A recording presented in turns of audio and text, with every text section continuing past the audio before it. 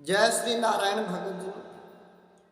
भगतजनों श्रीमद् भागवत कथा में भगवान कपिल मुनि का अवतार का वर्णन आता है कि कर्दम ऋषि के यहाँ कपिल मुनि ने अवतार लिया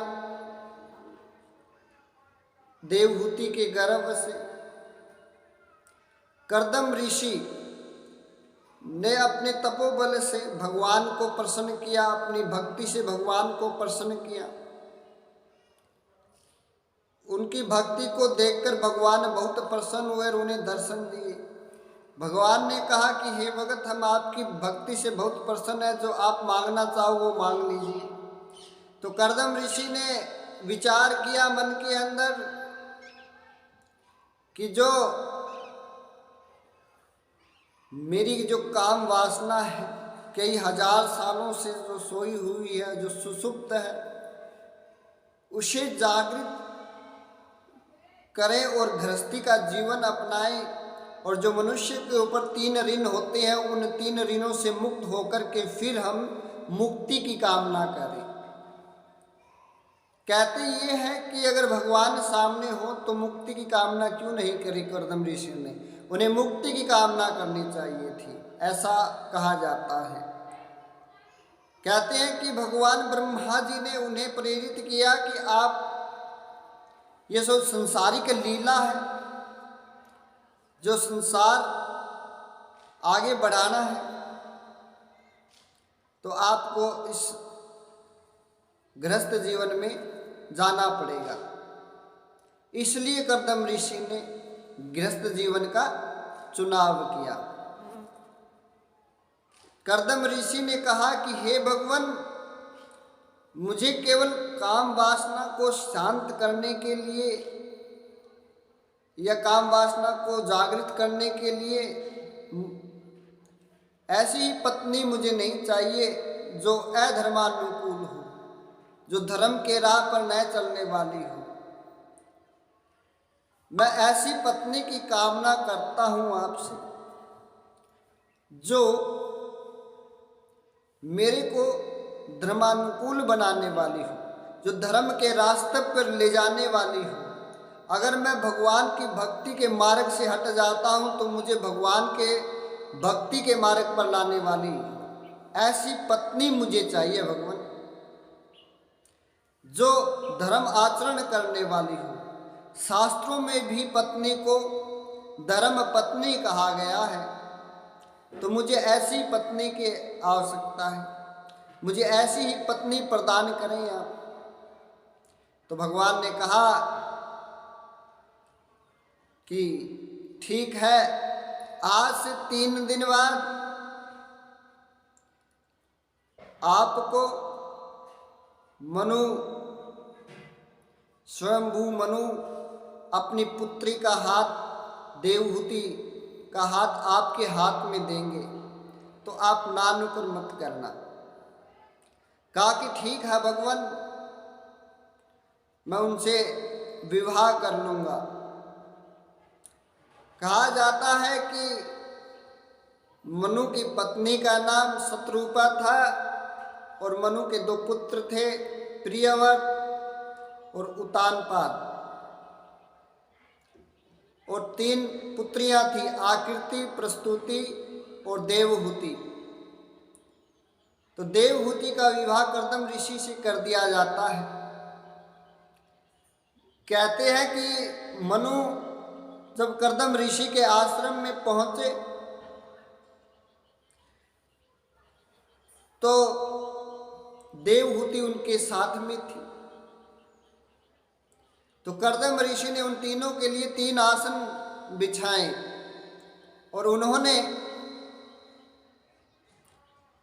उस लड़की यानी कि देवहूति की परीक्षा लेने के लिए वो 3 आसन बिछाए कि यह तुम्हारे अनुकूल पत्नी बनेगी या नहीं बनेगी, क्या मैं इससे शादी करूं या न करूं। उनकी परीक्षा लेने के लिए उन्होंने वो 3 आसन बिछाए। कहा जाता है कि 2 आसनों पर तो मनु और शत्रुपा बैठ गए और एक आसन पर जब देवहूति बैठने के लिए तैयार हुई तो उनके मन में विचार आया कि मैंने कर्दम ऋषि को मन में ही अपना पति मान लिया है और अपने पति के दिए हुए आसन पर मैं बैठूंगी तो यह बहुत बड़ा पाप होगा, बल्कि मुझे तो उन्हें आसन प्रदान करना चाहिए, न कि वो मुझे आसन प्रदान करें। तो मैं उनके दिए हुए आसन पर नहीं बैठूंगी। तो वो आसन से अलग बैठ जाती है और आसन पर अपना हाथ रख देती है। तो इससे कर्दम ऋषि ने जान लिया कि देवहूति तुम्हारे योग्य है। तो इस प्रकार मनु अपनी पुत्री का हाथ कर्दम ऋषि के हाथ में दे देते हैं, उनकी शादी करवा देते हैं। कहा जाता है भगवान ने कर्दम ऋषि से कहा कि मैं आपके यहाँ अवतार लूँगा और सांख्यिक योग का वर्णन करूँगा, इसलिए मैं आपके यहाँ अवतार लूँगा और आपको गृहस्थ जीवन का चुनाव करना ही पड़ेगा। कहते हैं कि कर्दम ऋषि और देवहूति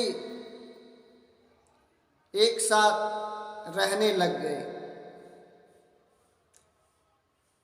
तो कर्दम ऋषि सारा दिन तपस्या में, भक्ति में, लेखन कार्य में लगे रहते और कभी भी उन्होंने अपनी पत्नी के समक्ष आंख उठाकर भी नहीं देखा। वो 12 साल तक, कई वर्षों तक उन्होंने ऐसा ही किया और वो भगवान में ही लीन रहे। उन्होंने देवहूति को एक वचन दिया शादी के समय कि हे देवी, तुम अपनी परीक्षा में सफल हुई और हमारी शादी हो गई। तुम कोई वचन मांगो मुझसे, मैं आपको वचन देना चाहती हूँ। तो देवहूति ने एक पुत्र की कामना की थी। तो जब कई वर्ष बीत जाते हैं तो देवहूति को जब कर्दम ऋषि आंख उठा करके देखते हैं तो वो पूछते हैं कि हे देवी, तुम कौन हो? तो वो बताती है कि हे भगवान, मैं आपकी दासी हूँ और आप इतने वर्षों से तपस्या में लगे हुए हैं और मैं आपकी सेवा कर रही हूँ। और आपको यह वृत्तांत याद हो तो मेरा नाम देवहूति है और मैंने आपके साथ शादी की और मेरे पिता ने मेरी शादी आपके साथ करवाई।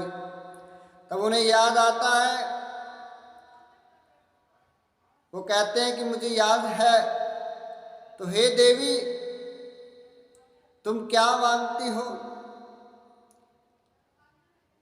तो वो कहते हैं, देवहूति ने कहा कि हे भगवान, आपने मुझे एक वचन कहा था कि आप मुझे एक पुत्र की प्राप्ति करवाओगे। तो कहा जाता है कि कर्दम ऋषि वहाँ से किसी दूसरे स्थान पर जाकर के भोग विलास में 100 वर्षों तक लगे रहे। उन्हें 100 वर्षों में 9 कन्याएं उत्पन्न हुई, पुत्र प्राप्त नहीं हुआ। उनका मन फिर भक्ति में बह गया और कहा कि हम भक्ति करेंगे। तो फिर उन्हें वह देवहूति का वो वचन याद करवाया कि आपने वचन दिया था कि मुझे एक पुत्र प्राप्त होगा। तो भगवान की भक्ति से और कर्दम ऋषि ने उनके साथ वहीं पर रहना स्वीकार किया और 9 कन्याएं उनके यहाँ उत्पन्न हो गई। उसके बाद भगवान कपिल मुनि का अवतरण होता है 9 कन्याओं के बाद। तब भगवान के अवतरण होने पर तो कर्दम ऋषि ने कहा कि अब मैं अपने इस गृहस्थ जीवन से मुक्त हूँ और मैंने आपसे जो वचन दिया था वो वचन मैंने निभा दिया और अब मैं भक्ति तपस्या करना चाहता हूँ जिससे मेरी मुक्ति हो। तो वहाँ पर अपनी पत्नी को ऐसा कह करके कहते हैं। अब इसके आगे की जो कथा है हम आपको कल बताएंगे कि कैसे कर्दम ऋषि गृहस्थ जीवन से संन्यास लेकर के तपस्या में लग जाते हैं और कपिल मुनि भगवान अपनी माता जी को सांख्यक योग का पाठ सुनाते हैं। बोलिए श्रीमन नारायण भगवान की जय हो।